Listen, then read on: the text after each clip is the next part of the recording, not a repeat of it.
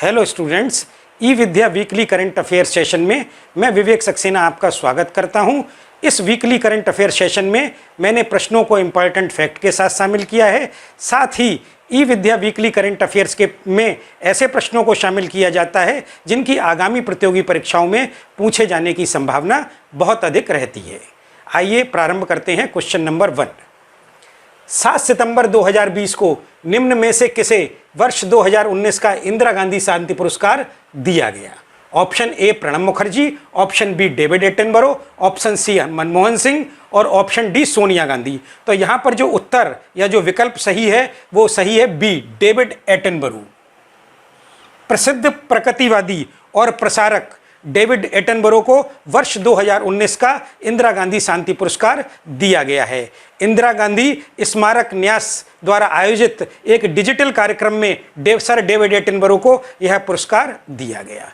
अब बात यह आती है कि इस पुरस्कार का चयन कैसे किया गया। यह भी बड़ा इंपॉर्टेंट पॉइंट है। वर्ष 2019 में पूर्व राष्ट्रपति प्रणब मुखर्जी की अध्यक्षता में एक अंतर्राष्ट्रीय निर्णायक मंडल ने शांति, विकास और निरस्त्रीकरण के लिए डेविड एटनबरो को वर्ष 2019 के इंदिरा गांधी शांति पुरस्कार के लिए चुना गया था। अब एक बात और आती है, एक पॉइंट क्या आता है कि इसकी पुरस्कार राशि कितनी है। इंदिरा गांधी शांति की पुरस्कार की राशि कितनी है, यह प्रतियोगी परीक्षाओं की दृष्टि से बड़ा इंपॉर्टेंट पॉइंट है, क्योंकि अक्सर प्रतियोगी परीक्षाओं में, एग्जाम्स में यह पूछ लिया जाता है कि किसी भी पुरस्कार की राशि कितनी है। तो इंदिरा गांधी शांति पुरस्कार की जो पुरस्कार राशि है वो रुपए 25 लाख रुपए है। रुपए 25 लाख है।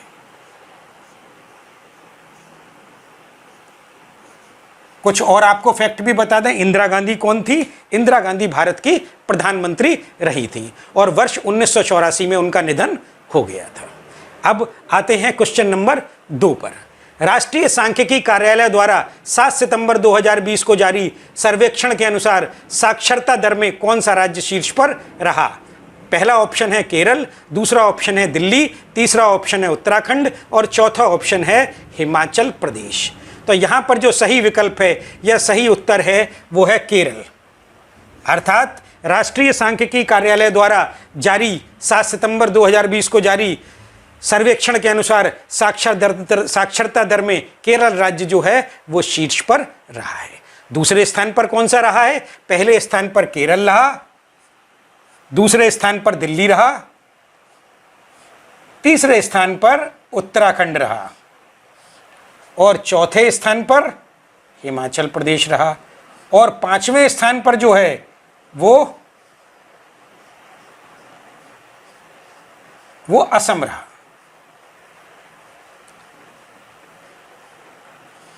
अब एक प्रश्न यहाँ पे और क्या उठता है कि ये जो राष्ट्रीय सांख्यिकी कार्यालय द्वारा सर्वेक्षण जारी किया गया उसमें दिल्ली की साक्षरता दर कितनी रही?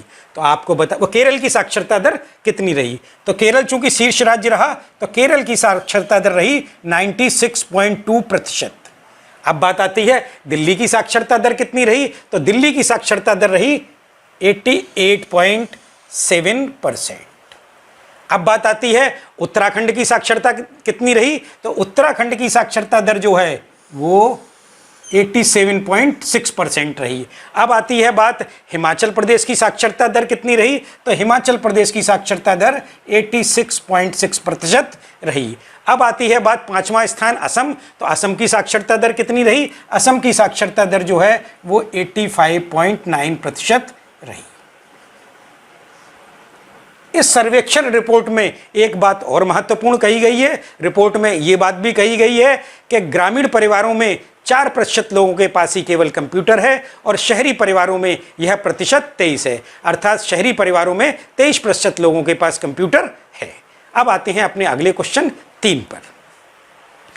केंद्रीय वित्त मंत्री निर्मला सीतारमण द्वारा 5 सितंबर 2020 को जारी कारोबार सुगमता सूची, जिसे ईज ऑफ डूइंग बिजनेस भी कहा गया है, में कौन सा राज्य शीर्ष पर रहा? ऑप्शन 1 है उत्तर प्रदेश, ऑप्शन 2 है आंध्र प्रदेश, ऑप्शन 3 है तेलंगाना और ऑप्शन 4 है मध्य प्रदेश। तो यहां पर जो ऑप्शन सही है वो सेकंड ऑप्शन आंध्र प्रदेश सही है। ये प्रतियोगी परीक्षाओं की दृष्टि से बहुत ही इंपॉर्टेंट प्रश्न है, क्योंकि हाल ही में कारोबार सुगमता सूची जारी की गई है, ईज ऑफ डूइंग बिजनेस जारी किया गया है, जिसमें यह बताया गया है कौन सा राज्य किस क्रम पर है। तो आंध्र प्रदेश ने लगातार तीसरे वर्ष जो है वो प्रथम स्थान प्राप्त किया है। एक बात आपको यहाँ और महत्वपूर्ण बता दें, आप ईयर वाइज भी ध्यान रखा करें। ईयर वाइज जैसे ये जो कारोबार सुगमता सूची जारी की गई है ये वर्ष 2020 के लिए नहीं है, ये वर्ष 2019 के लिए है। इसका जो आकलन किया गया है वो दर वर्ष 2019 के मानदंडों पर किया गया है। तो पहला स्थान रहा आंध्र प्रदेश का, दूसरा स्थान रहा उत्तर प्रदेश का। देखिए पहला स्थान मैंने इंडिकेट कर दिया आंध्र प्रदेश का, दूसरा स्थान उत्तर प्रदेश का, तीसरा स्थान तेलंगाना का, चौथा स्थान मध्य प्रदेश का और पांचवा स्थान जो है वो झारखंड का।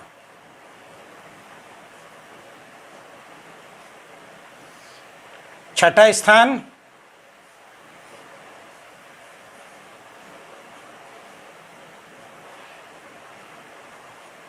छत्तीसगढ़ का, सातवां स्थान हिमाचल प्रदेश का,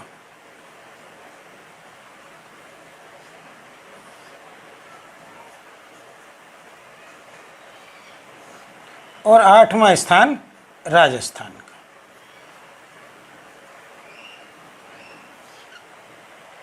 अब यहाँ पे एक और आपको इम्पोर्टेंट बात बता दें कि जैसे आंध्र प्रदेश तो लगातार तीसरे वर्ष प्रथम स्थान पर रहा, लेकिन उत्तर प्रदेश ने जो है वो बहुत ऊंची छलांग लगाई है। उत्तर प्रदेश ने 10 अंकों की ऊंची छलांग लगाई है। वर्ष 2018 की सूची में उत्तर प्रदेश 12वें स्थान पर था और इस साल जो जारी हुई है सूची वर्ष 2019 में ये 10 अंकों की ऊंची छलांग लगाकर ये दूसरे स्थान पर आ गया है।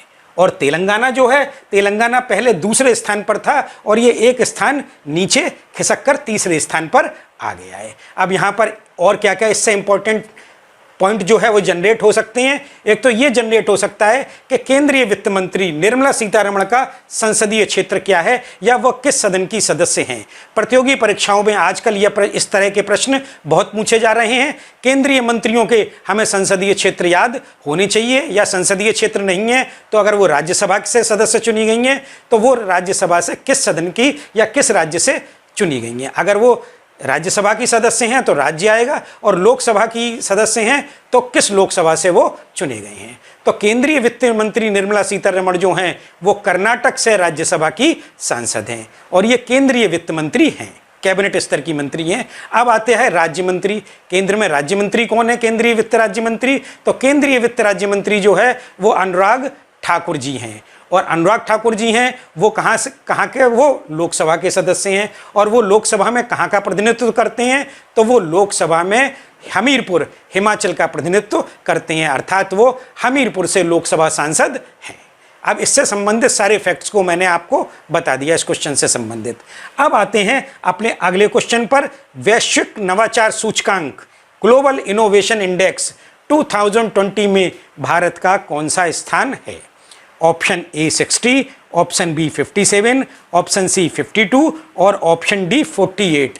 यह भी प्रश्न प्रतियोगी परीक्षाओं की दृष्टि से बहुत महत्वपूर्ण है। पिछले कई वर्षों में वर्षों के आधार पर इसकी रैंकिंग एग्जाम्स में एसएससी, रेलवे और बैंक में पूछी गई है। लेकिन अब ये जो वैश्विक नवाचार सूचकांक जारी किया गया है वो 2020 के लिए जारी किया गया है।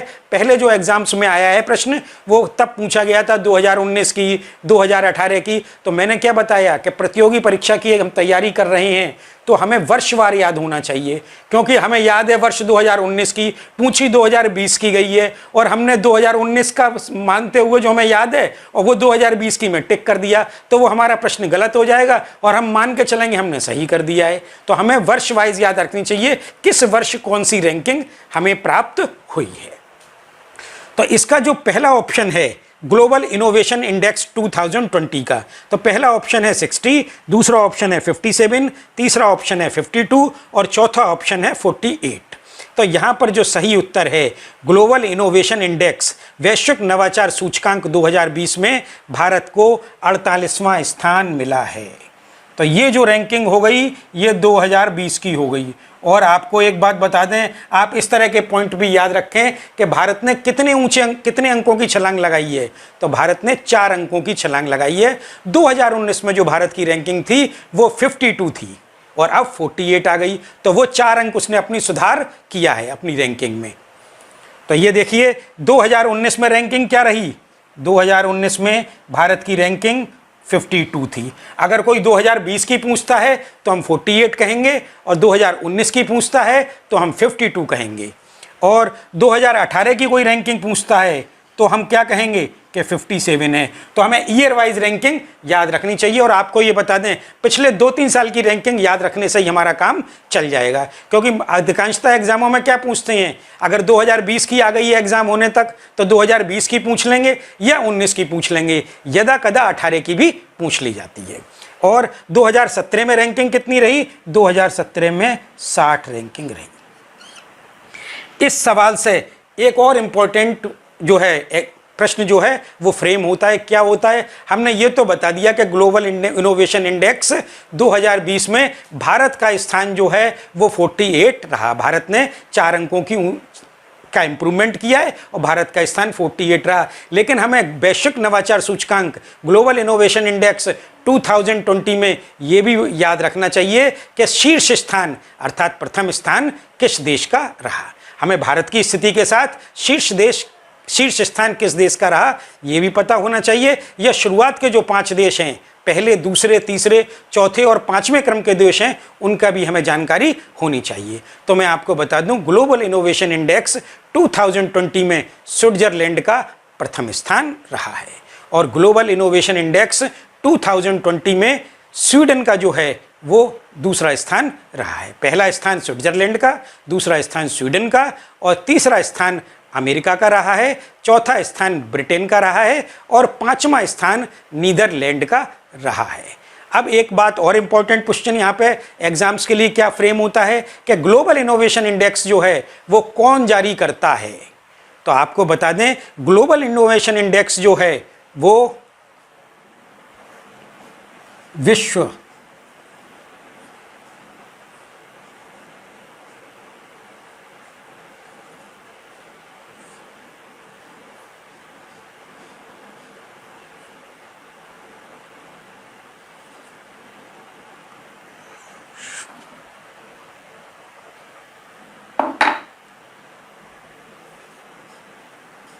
विश्व बौद्धिक संपदा संगठन जारी करता है, जिसकी शॉर्ट फॉर्म जो है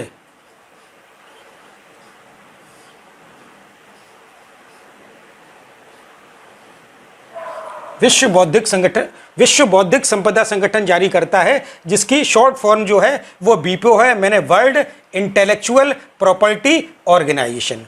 तो ये जो है विश्व नवाचार सूचकांक जो है, ग्लोबल इनोवेशन इंडेक्स जो है वो बीपो जारी करता है या विश्व बौद्धिक संपदा संगठन जारी करता है। और इसने कितने देशों पर इसका अध्ययन किया है? इसने 131 देशों के नवोन्वेष जो कंट्री का प्रदर्शन था उस पर यह इंडेक्स आधारित है।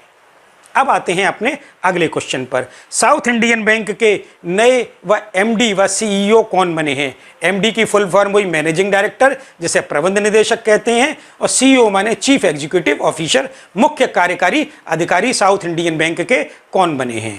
पहला ऑप्शन है CR कामत, दूसरा ऑप्शन है BS सत्यनारायण, तीसरा ऑप्शन है मुरली रामकृष्णन और चौथा ऑप्शन है RS मूर्ति।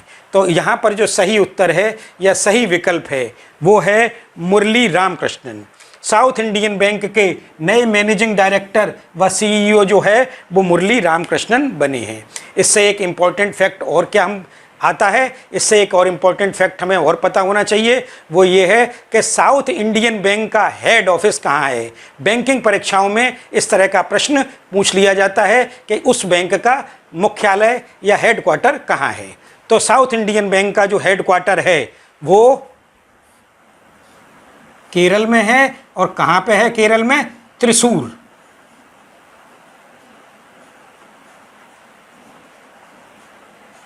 जिसे पहले त्रिचूर भी कहा जाता था। अब आते हैं क्वेश्चन नंबर 6 पर, और यह क्वेश्चन बहुत ज़्यादा इम्पोर्टेंट है। भारतीय रेलवे बोर्ड का पहला मुख्य कार्यकारी अधिकारी सीईओ किसे नियुक्त किया गया है? Option A BK Yadav, option B Ashwini Lohani, option C Rakesh Asthana और ऑप्शन डी रवि शर्मा। तो यहाँ सही उत्तर जो है वो बीके यादव है। भारतीय रेलवे के इतिहास में ऐसा पहली बार हुआ है कि रेलवे ने जो है अपना पहला मुख्य कार्यकारी अधिकारी नियुक्त किया है। तो भारतीय रेलवे बोर्ड के चेयरमैन बीके यादव को नया मुख्य कार्यकारी अधिकारी बनाया गया है। यहाँ इस क्वेश्चन से रिलेटेड इंपॉर्टेंट फैक्ट क्या क्या हो सकते हैं? एक तो वर्तमान में केंद्रीय रेल मंत्री कौन है? तो वर्तमान में केंद्रीय रेल मंत्री जो हैं वो पीयूष गोयल हैं। एक क्वेश्चन और फ्रेम क्या होता है कि पीयूष गोयल किस सदन के सदस्य हैं? तो पीयूष गोयल जो है वो राज्यसभा के सदस्य हैं, और किस राज्य से हैं? तो वो महाराष्ट्र से हैं। वर्तमान में केंद्रीय रेल राज्य मंत्री कौन है? तो वर्तमान में केंद्रीय रेल राज्य मंत्री सुरेश अंगड़ी जी हैं, जो कि बेलगावी कर्नाटका लोकसभा क्षेत्र से निर्वाचित हुए हैं। अब आते हैं हम अगले क्वेश्चन 7 पर। भारत और चीन के रक्षा मंत्री की बैठक 4 दिसंबर 2020 को किस देश में हुई? Option A Afghanistan, option B Germany, option C चीन और ऑप्शन डी रूस। यहाँ पर जो सही उत्तर है वो है रूस। हाल ही में भारत और चीन के रक्षा मंत्रियों की बैठक रूस में हुई है। उसका कारण क्या है? संघाई सहयोग संगठन की बैठक में भाग लेने के लिए संघाई सहयोग संगठन के सदस्य देशों के रक्षा मंत्री जो है वो उस बैठक में भाग लेने के लिए रूस पहुंचे थे। तो उस संगठन से अलग एक बैठक भारत और चीन के रक्षा मंत्रियों की भी हुई। यहाँ इस क्वेश्चन से रिलेटेड इंपॉर्टेंट फैक्ट क्या क्या हो सकते हैं कि वर्तमान में चीन के राष्ट्रपति कौन हैं? तो वर्तमान में चीन के राष्ट्रपति शी जिनपिंग हैं। और वर्तमान में चीन के प्रधानमंत्री कौन हैं? तो वर्तमान में चीन के प्रधानमंत्री ली केकियांग हैं। अब आते हैं अपने अगले क्वेश्चन 8 पर। 1 सितंबर 2020 को भारत के नए चुनाव आयुक्त का पदभार किसने ग्रहण किया? Option A Ashok Lavasa, option B Rajiv Kumar, option C Sunil Arora और ऑप्शन डी आलोक वर्मा। तो यहाँ जो उत्तर है वो सही है राजीव कुमार। 1 सितंबर 2020 को राजीव कुमार ने भारत के नए चुनाव आयुक्त का पदभार ग्रहण किया। यहाँ पर आप लोग क्या है कंफ्यूज मत हो जाना। कभी कभी कुछ छात्र क्या होते हैं ऐसे प्रश्नों में उत्तर जो है वो सुनील अरोड़ा दे देती हैं, क्योंकि वो क्वेश्चन को जल्दी में पढ़ लेते हैं और चुनाव आयुक्त की जगह मुख्य चुनाव आयुक्त समझ लेते हैं। तो वर्तमान में भारत के जो मुख्य चुनाव आयुक्त हैं जिन्हें चीफ इलेक्शन कमिश्नर CEC कहा जाता है वो सुनील अरोड़ा ही हैं। लेकिन सुनील अरोड़ा जो हैं वो मुख्य निर्वाचन आयुक्त हैं, और चुनाव आयोग में मुख्य निर्वाचन आयुक्त के अलावा 2 चुनाव आयुक्त और होते हैं। एक राजीव कुमार जी हो गए और एक सुशील चंद्र जी हो गए। राजीव कुमार किसके स्थान पर बने हैं चुनाव आयुक्त? तो राजीव कुमार जो है वो अशोक लवासा के स्थान पर चुनाव आयुक्त बने हैं। अशोक लवासा ने हाल ही में अपने पद से त्यागपत्र दे दिया था। यहाँ एक बहुत इंपॉर्टेंट क्वेश्चन जो कि आगामी प्रतियोगी परीक्षाओं में अवश्य ही पूछा जाएगा वो क्या है कि अशोक लवासा क्या भारत के पूर्व चुनाव आयुक्त अशोक लवासा एशियन बैंक के उपाध्यक्ष पद पर नियुक्त हुए हैं? तो ये बहुत ही इंपॉर्टेंट क्वेश्चन है। एशियन विकास भारत के वह कौन से चुनाव आयुक्त हैं, पूर्व चुनाव आयुक्त हैं जो एशियन विंग के उपाध्यक्ष पद पर नियुक्त हुए हैं? तो इसमें हमारा उत्तर क्या होगा? इसमें हमारा उत्तर होगा अशोक लवासा। अब आते हैं अगले क्वेश्चन 9 पर।